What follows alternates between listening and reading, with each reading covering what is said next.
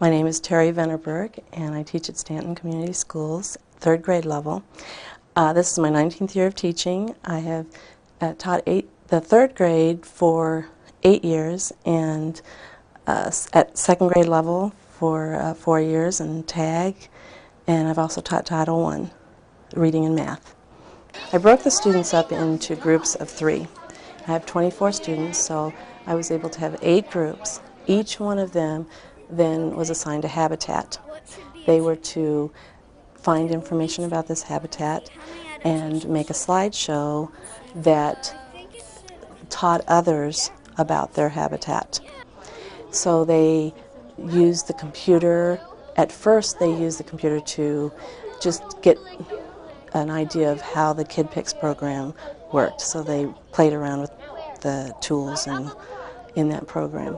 I gave them one website, Enchanted Learning, I felt had good information on each habitat. They were able to look up animals and plants that were in their habitat and then take that information and make a slide. They made approximately 5 slides of animals and 5 slides of plants.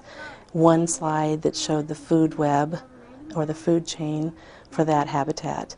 And then they each made a slide talking about themselves and how they felt about the project.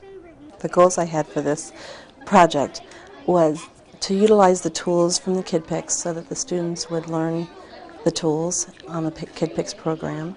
And I also wanted them to show the knowledge they had in what a habitat is, the adaptations animals and plants make in a habitat, and a food chain, and the life cycles of organisms. For the student assessment, I used a rubric that was created by the students with my supervision and guidance. I wanted them to realize what they thought was important about their program, for their project, and also what I felt was important for them to get out of it.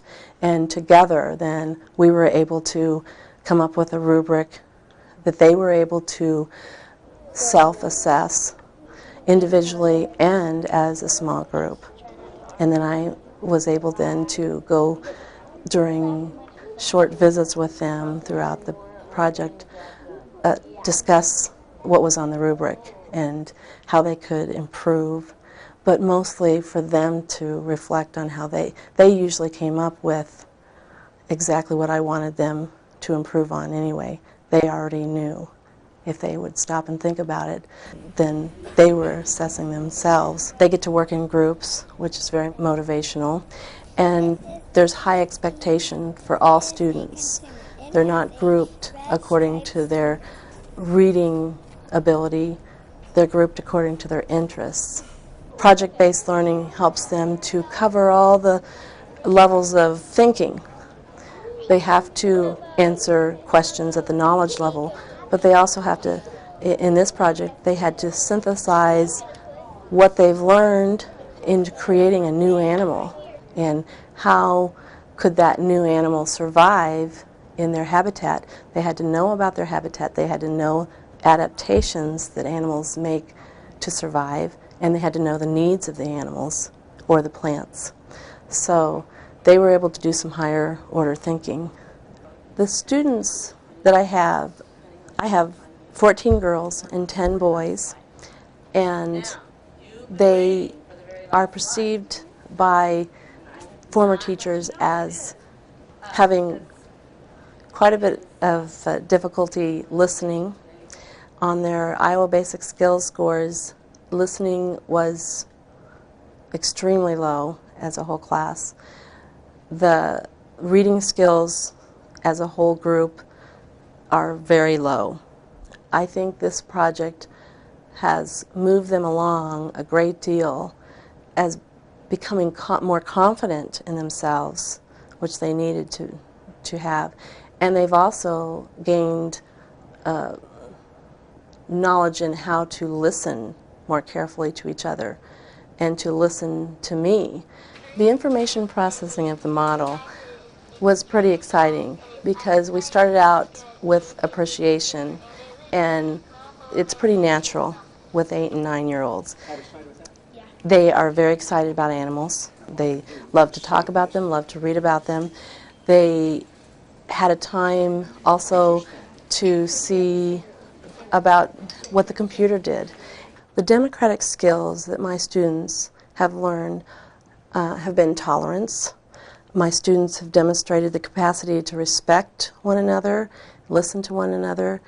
They might not agree with one another, but they've learned to be able to take turns and to use those listening skills, looking at people, acknowledging their ideas.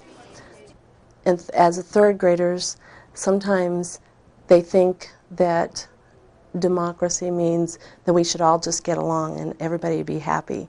But I'm trying to teach them that democracy means to be able to state your opinion and still have the respect of others, to have them listen to you, even though they don't agree with you at all times.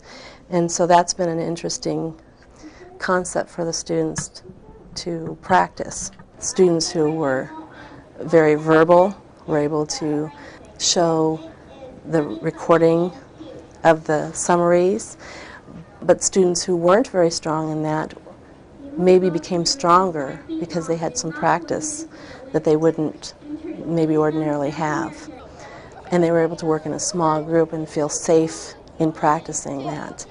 Students who needed to move around a little bit more than others were able to create their models and get dressed in clothing that was suitable for their habitat, so they enjoyed that part of it. Interpersonal strengths could be shown by reflecting on what their group had done, how far their project has come from the beginning, and interpersonal strengths were shown by working in those small groups. My name is Jerry Gillen. I've been teaching at Stanton Community School for over 30 years. I taught junior high and high school math. At the present time, I'm a computer coordinator and troubleshooting the computers here. The technology resources we used were, we had iMacs, we had regular computers, we had iMega books, and we had an overhead projecting panel that we had to project the students' slides on.